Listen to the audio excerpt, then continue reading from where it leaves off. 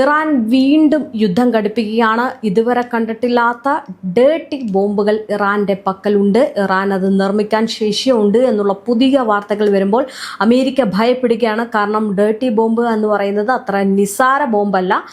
അത് എത്രത്തോളമാണ് അതിൻ്റെ വീര്യം അല്ലെങ്കിൽ എത്രത്തോളമാണ് അതിൻ്റെ ആഘാതം എന്നുള്ളതൊക്കെ അമേരിക്കയ്ക്കും ഇസ്രയേലിനും ഒക്കെ നന്നായിട്ട് അറിയാം. അപ്പോൾ ഇത്തരം ഒരു റിപ്പോർട്ടുകൾ വരുമ്പോൾ വല്ലാതെ പശ്ചിമേഷ്യയും ഭയപ്പെടുത്തുന്നുണ്ട്. പശ്ചിമേഷ്യയിലെ യുദ്ധം പുതിയൊരു തലത്തിലേക്ക് കടക്കുമ്പോൾ ഇറാൻ ഡേർട്ടി ബോംബ് പ്രയോഗിക്കാമെന്ന് പ്രയോഗിച്ചേക്കുമെന്നുള്ള ഇന്റലിജൻസ് റിപ്പോർട്ടുകൾ പുറത്തു വന്നതിന് പിന്നാലെ വലിയ ആശങ്കയാണ് അവിടെ ഉണ്ടാകുന്നത്.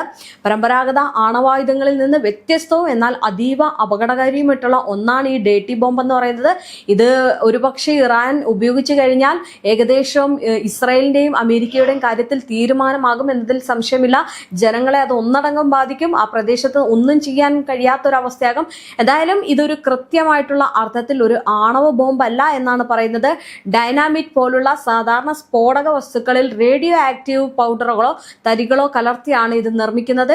ഈ ബോംബ് പൊട്ടിത്തെറിക്കുമ്പോൾ സ്ഫോടനത്തോടൊപ്പം തന്നെ മാരകമായിട്ടുള്ള ആണവ വികിരണ ശേഷിയുള്ള വസ്തുക്കൾ അന്തരീക്ഷത്തിലേക്കും പരിസരങ്ങളിലേക്കും പടരുന്നു.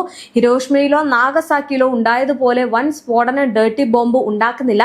എങ്കിൽ തന്നെയും ഒരു നഗരത്തിൽ ഈ ഒരു ബോംബ് പതിച്ചാൽ അവിടുത്തെ വലിയൊരു പ്രദേശം ആണവ മാലിന്യങ്ങളാൽ മാലിന്യമാക്കപ്പെടും. വികിരണ ഭീഷണി കാരണം ജനങ്ങളെ ഉടൻ തന്നെ ഒഴിപ്പിക്കേണ്ടി വരും.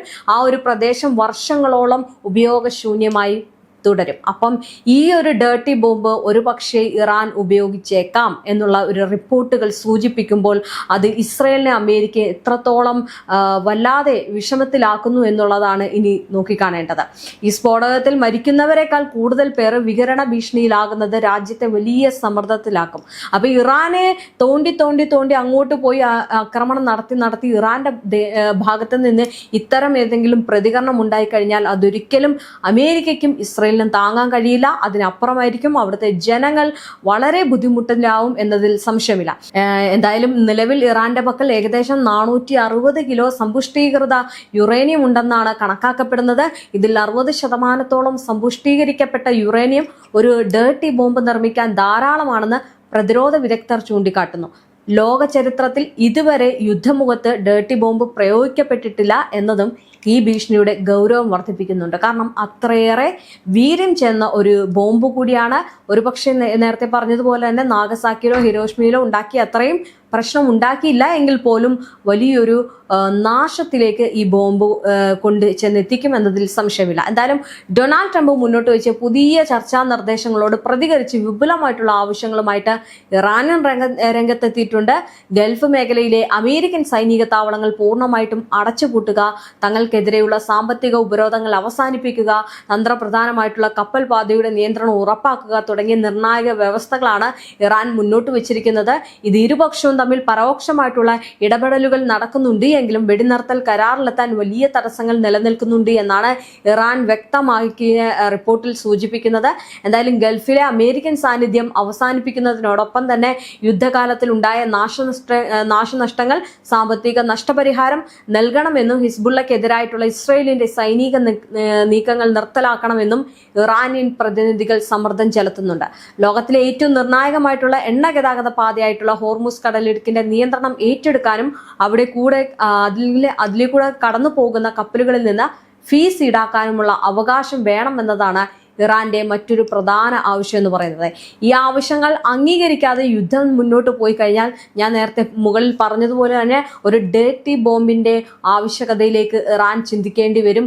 കാരണം ഈ ആവശ്യങ്ങളൊക്കെ മുൻകൂട്ടി അല്ലെങ്കിൽ ഈ ആവശ്യങ്ങൾക്കൊക്കെ പറഞ്ഞ് ഈ ആവശ്യങ്ങളോടൊപ്പം ചേർന്ന് യുദ്ധമൊക്കെ അവസാനിപ്പിച്ച് ഒരു സമാധാന രീതിയിൽ അങ്ങോട്ടും ഇങ്ങോട്ടും പോയി കഴിഞ്ഞാൽ അമേരിക്കയ്ക്കും ഇസ്രായേലിനും കൊള്ളാം. ഇല്ലെങ്കിൽ ഇതേപോലെ ഞാൻ പറഞ്ഞതുപോലെ തന്നെ ഡേർട്ടി ബോംബുകൾ ഒരുപക്ഷെ ഇറാൻ എടുത്തെന്ന് വന്നേക്കാം. എന്തായാലും ഇസ്ലാമിക് റവല്യൂഷണറി ഗാർഡ് കോർപ്പസ് അധികാരം ഉറപ്പിച്ചുകൊണ്ട് ഈ ആവശ്യങ്ങൾ ശക്തമായിട്ട് മുന്നോട്ട് കൊണ്ടുപോകുന്നതായിട്ടാണ് ചാനൽ 12 റിപ്പോർട്ട് ചെയ്യുന്നത്. അതേസമയം തന്നെ ഇതെല്ലാം നടക്കുമ്പോൾ ഇറാൻ മുന്നോട്ട് വെച്ച ചില വാഗ്ദാനങ്ങൾ ചർച്ചകൾക്ക് ഒരു തുല്യത നൽകുന്ന ഘടകങ്ങളാണ്. ബാലിസ്റ്റിക് മിസൈൽ വികസനം താൽക്കാലികമായി നിർത്തിവെക്കാനുള്ള തയ്യാറെടുപ്പ്, ഉയർന്ന തോതിലുള്ള യുറേനിയം സമ്പുഷ്ടീകരണം കുറയ്ക്കാനുള്ള സന്നദ്ധത, അതുപോലെ തന്നെ അന്താരാഷ്ട്ര ആണവോർജ്ജ ഏജൻസിക്ക് പരിശോധനയ്ക്ക് അനുമതി നൽകാൻ എന്നിവയിലൂടെ അന്താരാഷ്ട്ര സമൂഹത്തിന്റെ പ്രധാന ആശങ്ക ആശങ്കകളെ പരിഹരിക്കാൻ ഇറാൻ തയ്യാറാണെന്ന് സൂചിപ്പിക്കുന്നുണ്ട്. പ്രത്യേകിച്ച് 60% സമ്പുഷ്ടമായിട്ടുള്ള യുറേനിയം ശേഖരവുമായിട്ട് ബന്ധപ്പെട്ട ചർച്ചകൾക്ക് ഇറാൻ സന്നദ്ധത പ്രകടിപ്പിച്ചത് എന്നത് ആണവ പരിപാടി സംബന്ധിച്ച തർക്കങ്ങളിൽ ഒരു സാവകാശം ഉണ്ടാകുമെന്ന പ്രതീക്ഷയും ഉയർത്തുന്നുണ്ട്. എന്നാൽ ഈ ചർച്ചകളുടെ പശ്ചാത്തലത്തിൽ നിലകൊള്ളുന്ന അവിശ്വാസം അതീവ ഗൗരവമുള്ളതാണ്. ഇറാന്റെ നിയമാനുസൃതമായിട്ടുള്ള ആവശ്യങ്ങൾ അംഗീകരിക്കുക, നഷ്ടപരിഹാരം നൽകുക, നേരത്തെ പറഞ്ഞതുപോലെ തന്നെ ഭാവിയിലെ ആക്രമണങ്ങൾക്കെതിരെ ഉറച്ച അന്താരാഷ്ട്ര ഉറപ്പുകൾ നൽകുക തുടങ്ങിയവയാണ് ഇറാൻ പ്രസിഡന്റ് മസൂദ് പെസഷ്കിയാൻ മുന്നോട്ട് വെക്കുന്ന വ്യവസ്ഥകൾ എന്നതാണ് റിപ്പോർട്ടുകൾ. എന്നാൽ ഇവയൊക്കെ കഴിഞ്ഞ അനുഭവങ്ങളിൽ നിന്നുള്ള അവിശ്വാസത്തിന്റെ പ്രതിഫലനമാണ്. ഈ അമേരിക്കയുമായിട്ടുള്ള ആണവ ചർച്ചകൾ നടക്കുന്നതിനിടെയാണ് ആക്രമണം നടന്നത് എന്ന ആരോപണം ഇറാന്റെ ഭാഗത്ത് ശക്തമാണ്. ഇതോടെ ഒരു കരാർ ഉണ്ടാക്കുകയാണെങ്കിൽ പോലും അത് നിലനിൽക്കുമോ എന്നത് സംശയം തുടരുകയാണ്. കാരണം ഈ ട്രംപിനെ സംബന്ധിച്ചിടത്തോളം കള്ളത്തരം മാത്രമല്ലാതെ ട്രംപ് ഒന്നും പറയത്തില്ല. 5 ദിവസം വെടിനിർത്തൽ നടത്താമെന്ന് പറഞ്ഞിട്ടല്ലേ ഈ പറയുന്ന ബുഷ് ആണവ നിലയത്തിലേക്ക് വീണ്ടും ആക്രമണം നടത്തിയിരിക്കുന്നത്. അപ്പോൾ ട്രംപിനെ കുടിച്ച വെള്ളത്തിൽ വിശ്വസിക്കാൻ കൊള്ളത്തില്ലെന്ന് ഇറാൻ അറിയാം. അതുകൊണ്ടാണ് ഇറാൻ ഇതിലൊരു സംശയം പ്രകടിപ്പിക്കുന്നത്.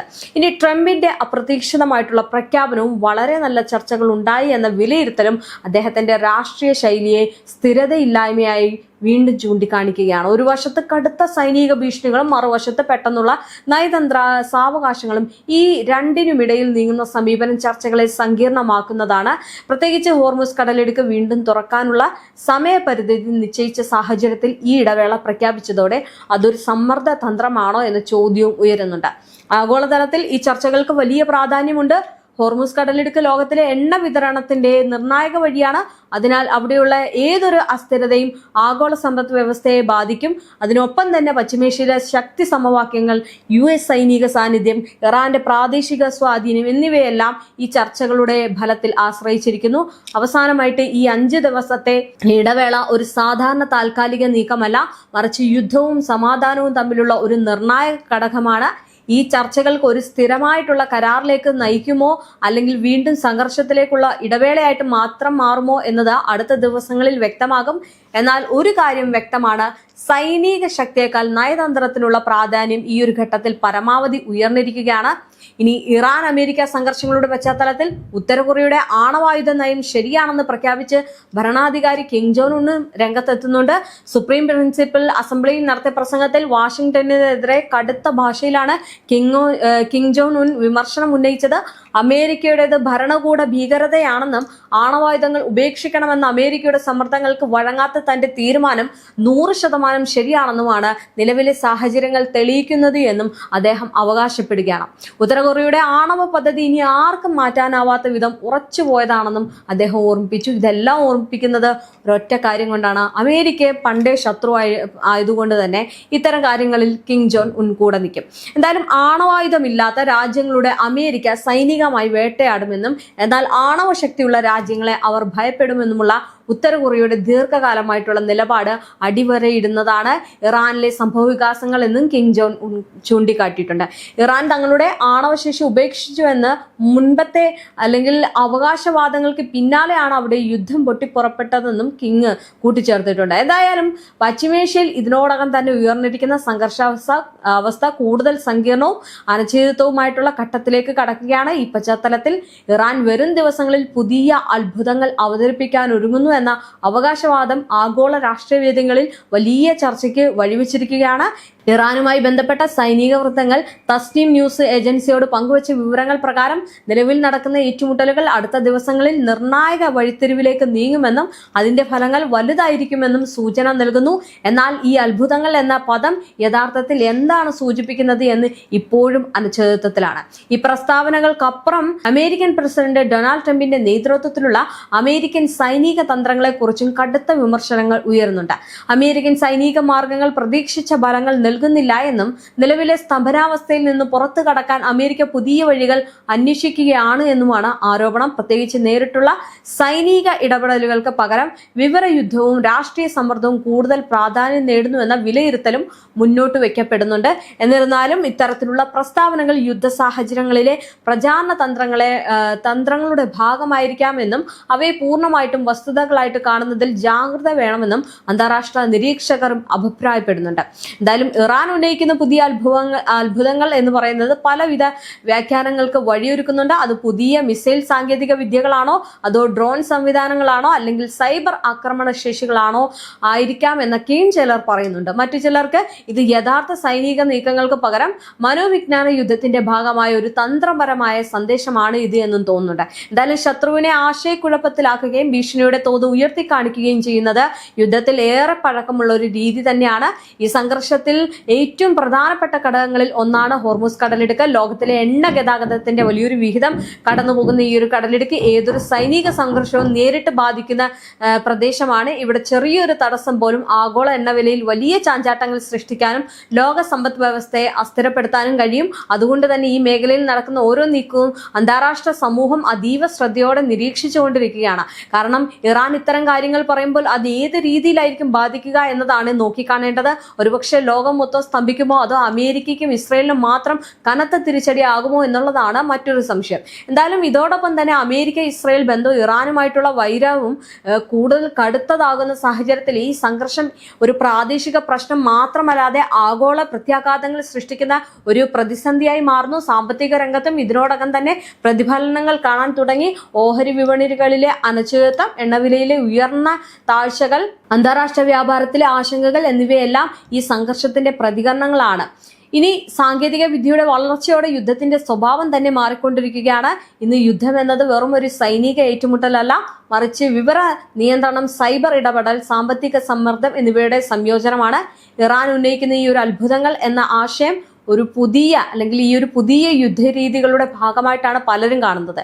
ഇതെല്ലാം പറയുന്നത് ഭാവിയിലെ യുദ്ധങ്ങൾ എങ്ങനെ രൂപപ്പെടും എന്നതിന്റെ സൂചനകളായി ഇത്തരം സംഭവങ്ങൾ മാറുന്നു എന്നതിന്റെ ഒരു രീതിയിലാണ്. അവസാനമായിട്ട് ഈ ഒരു അവകാശവാദങ്ങൾ യഥാർത്ഥത്തിൽ എത്രത്തോളം പ്രാബല്യമുള്ളതാണ് എന്ന് സമയം മാത്രമേ തെളിയിക്കൂ. എന്നാൽ ഒരു കാര്യത്തിൽ സംശയമില്ല, പശ്ചിമേഷ്യയിലെ ഈ ഒരു സംഘർഷം ലോകത്തെ മുഴുവൻ ബാധിക്കാൻ ശേഷിയുള്ളതാണ്. അതിനാൽ ഓരോ നീക്കവും, ഓരോ പ്രസ്താവനയും, ഓരോ പ്രതികരണവും ആഗോളതലത്തിൽ വലിയ പ്രാധാന്യം നേടുന്ന ഘട്ടത്തിൽ ലോകം മുഴുവൻ ഉറ്റുനോക്കുകയാണ് എന്നാണ് ഈ ഒരു യുദ്ധത്തിന് അവസാനം ഉണ്ടാകുക എന്നത്.